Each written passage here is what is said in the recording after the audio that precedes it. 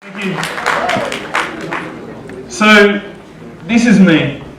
I am a successful and unsuccessful entrepreneur. I've worked at big brands and big businesses like Facebook and Twitter. I'm a writer and a speaker, and I have done alright. My life is pretty sweet. I have 4 beautiful gifts of children who are amazing and clever and funny and inspire me every day. And I have a partner who helped give me those gifts, who's even more amazing and inspiring to me as well. My life is pretty sweet. This is also me.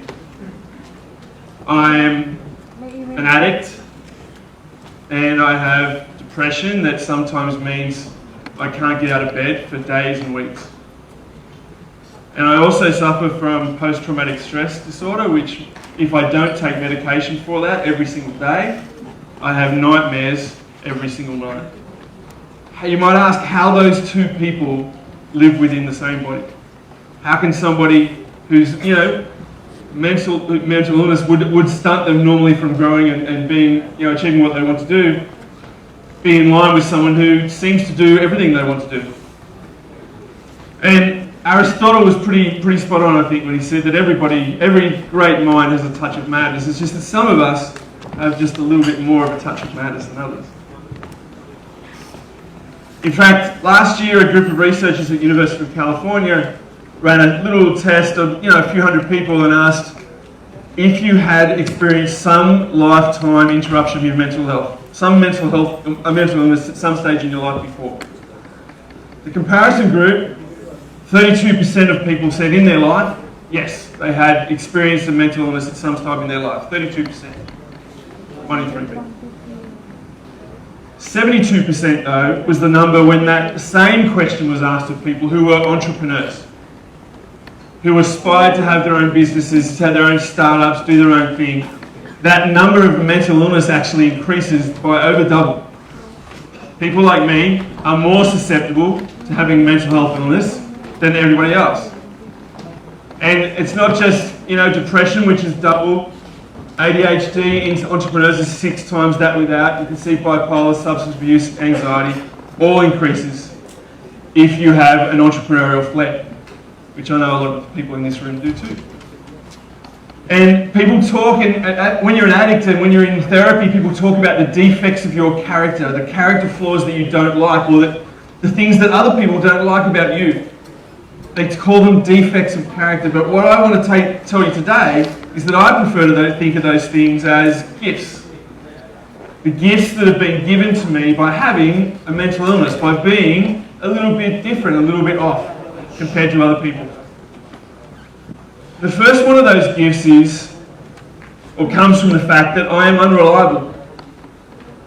I'm not unreliable in the sense that if you had a startup idea, you wouldn't give me $1 million to help you start it up. That happens all the time. That's not the point. But more unreliable in the terms of if you have a cat and you're going on holidays for a month, you probably don't want to leave it with me. I fatigue easily because of my depression. I get tired really, really easily. The gift of that, though, is that when I get really tired, I get the rest that I need. And so many people in the entrepreneurial world or small business world who go, want to build all the time, they don't get the rest they need. At least I know when I'm fatigued and I need that rest. I am unpredictable. Every single day, you don't know who you're going to get with me. Whether you're going to get the really good Nick, or the annoying Nick, or the tired Nick, or the sarcastic Nick, or whatever. The gift of that, though, is I can be unpredictable, yes, up and down, but when I'm up, when you get the good Nick, it's actually really good. I'm not risk averse. Risk does not scare me, it doesn't bother me. The gift of that is that as a startup advisor and a startup investor, that's a really actually cool thing to have. Because often the people I'm talking to in business, or talking to me about their business idea, are more conservative in nature. And so sometimes they need that push along, and I can give them that. I have crazy, obsessive thinking. I obsess about the minutiae. And that's a really helpful thing in my world, in my business, because I can see the little holes that you can't see. I can see the little ways that I can just twist the lever a little bit, just adjust the world a little bit to get a better scalable outcome for my business and your business. That crazy obsessive thinking that comes from being an addict and comes from having a mental illness is actually really beneficial in someone who advises startups or invests in startups. And this is absolutely true, that I create beautiful, effective, powerful, wonderful, really good things when my depression is at its absolute worst. When I'm at my lowest, I'm actually at my best. And that's a gift that I would never have if I didn't both have a mental illness and own up to it. I don't feel pressure and I don't feel nerves, which is really handy when you're doing a TEDx talk on the other side of the world. And I'm very, very aware of my vulnerabilities. I'm very, very aware of what makes me not such a good version of myself. Which means I can actually accept those vulnerabilities and those imperfections in you a lot easier than most of the general public too as well. And that's actually pretty handy, and that's a pretty good gift to have as well. I understand humans. I understand human connection. As an addict and as someone who needs that connection and needs people around me, I understand community and connection much more than I understand isolation and sadness. And I can pick those out, and those people who also need that, I also understand that, and I can help you out in that way as well. And that's an absolute gift of my mental illness.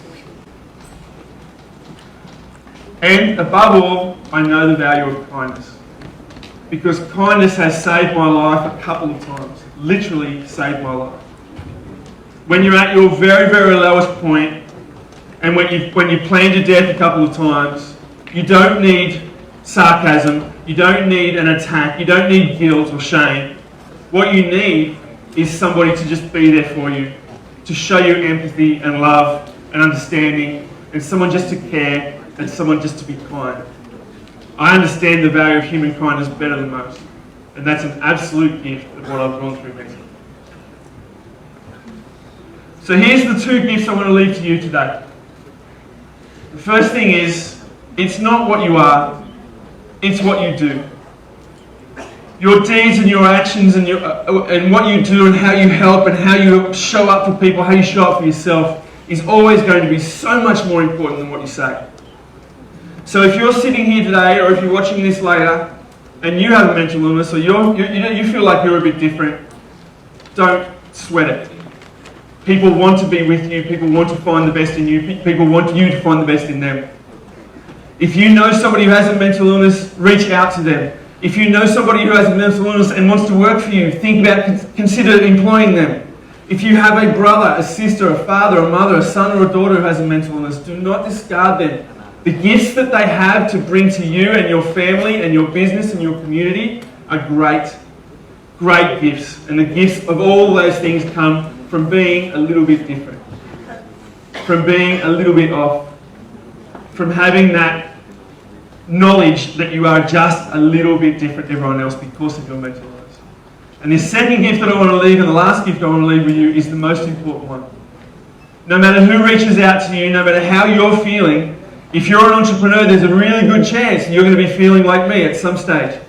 If you are feeling that, or if you see somebody else who might be feeling that, please, please, please remember the value and the power of kindness, because kindness wins. Kindness will always win. Thank you very much for your attention.